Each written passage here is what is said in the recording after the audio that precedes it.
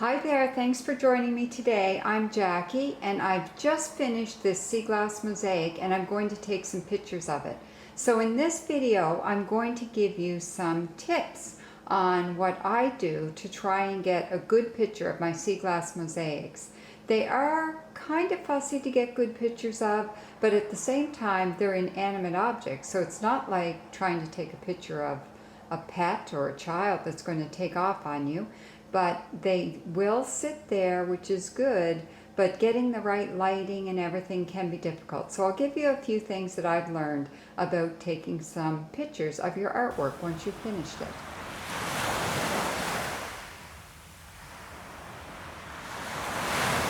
So I'm quite pleased with this art piece. It is an 8 by 10 sea glass mosaic, so not very big, and it's depicting a child and their pet sitting on a log looking out at the bridge, and I'm really quite happy with it. This is a small portion of the Confederation Bridge, which is the bridge that connects Prince Edward Island with New Brunswick. And I've included some sea treasures there, a sailboat out in the water, and my typical brown, white, and green sea glass, which I quite love. And so what I'm going to do with taking a picture, most of the tips I'm giving you are things that I've learned from mistakes that I've made. So the first tip I would give you is that wait until all of the silicone has dried completely. Sometimes I've made the mistake of taking a picture of my sea glass mosaic too soon, and some of the silicone is still white.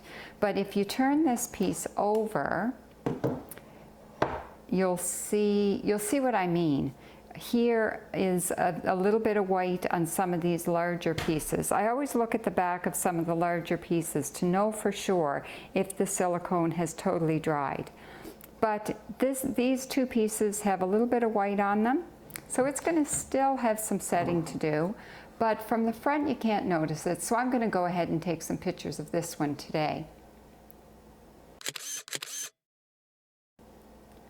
The second tip that I'd give you is that you should mind your background. So if you look here, I'm taking a picture of this sea glass mosaic against a wooden table. And I think it looks good against the wooden table, but I'm going to check and see what other colors it might look good against. So what I'll often do is audition different colors behind the sea glass mosaic to see which one shows off the sea glass mosaic the best. And I find white often works, but sometimes a different color will work better.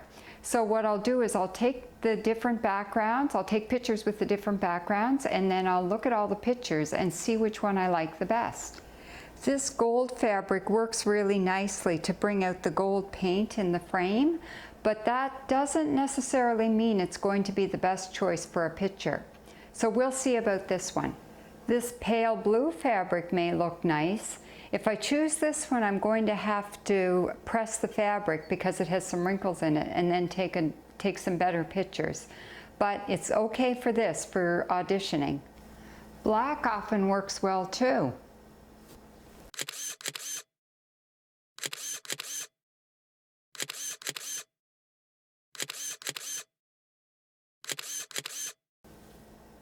So another tip I would give you is to be aware of the angle that you're taking your picture from. I really prefer my pictures of my sea glass mosaics to be square, but sometimes I have them a little bit off center. Sometimes that works and sometimes it doesn't. So you just have to play around with it a bit. Like if I have my camera angled down like this, then a picture is going to look like the top of the sea glass mosaic is skinnier than the bottom, so it doesn't look square. That might work for you, but it depends on what you're going to like. But then if my angle is more this way, then it's going to be kind of off center that way, or it could be off center that way, or off center that way. So I work kind of hard to get my camera just straight on so that my picture is square. Just because I prefer that. You might prefer a different angle, but just be aware of the angle.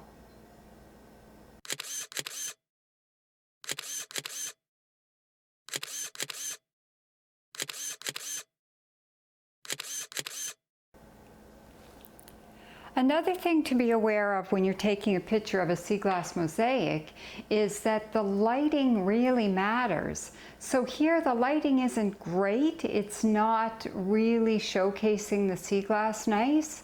But what's most difficult is making sure I don't get any glare off any indoor lights. So you can see here there is a little bit of a glare right up here. And when you're taking picture of glass, it can be easy to get glare because the glass reflects the light. So I've tried to get a little bit more light on my piece to show the sea glass better, and I think it is showing the sea glass better, but I'm still getting a bit of glare on the glass. So we'll see how this one works.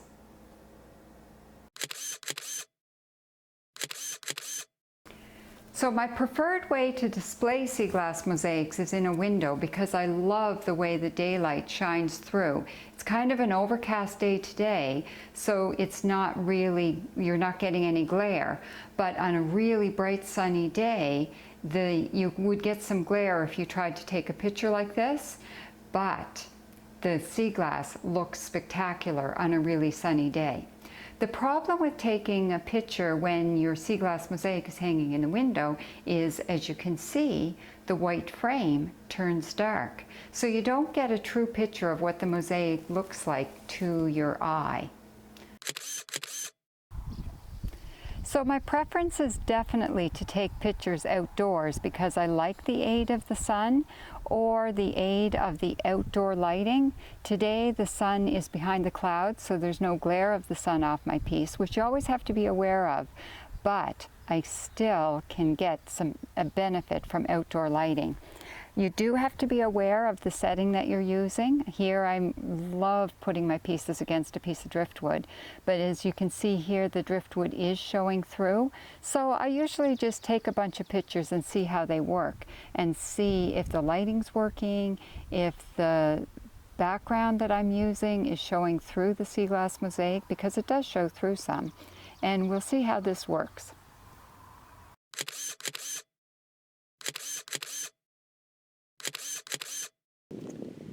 Now the sun has come out, so I have to be really conscious of the shadows. So as you can see, there's a shadow of the frame on the top of the frame, but it's not shadowing any of my sea glass. Sometimes when you have very large frames, the sun can shadow the sea glass, and I've often taken photos that aren't that great because there's too many shadows on my sea glass.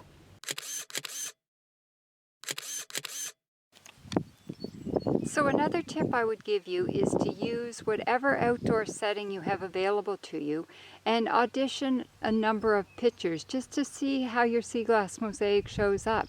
So here I've come out to a little garden patch and the sun has come out, so it's reflecting really nicely on my sea glass mosaic. And I've put a piece of driftwood out in front of the garden patch, and I think it'll be a really good background for this photo. Or in front of a field of Queen Anne's lace, or in front of a lobster trap. You can see here that I have a few too many pieces of grass and flowers sticking up in front of the sea glass mosaic, and it's kind of hiding the bottom of my sea glass mosaic. So I just picked the flowers and pulled a little grass out of the way so they're not getting in the way of my photo. Getting a really nice photo with a water background is one of my favorites.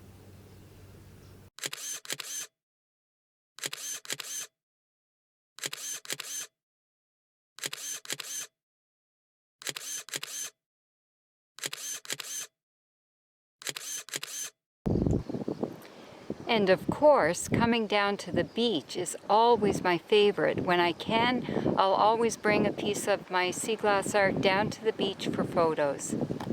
Another tip I would give you here, if you notice here, the top of the picture frame is at an angle with the horizon line out over the water, which looks a little bit off to me. So I'm going to try to straighten it up before I take my picture. So that looks much better to me. And I kind of like the fact that I got a little bit of sand on the frame as well.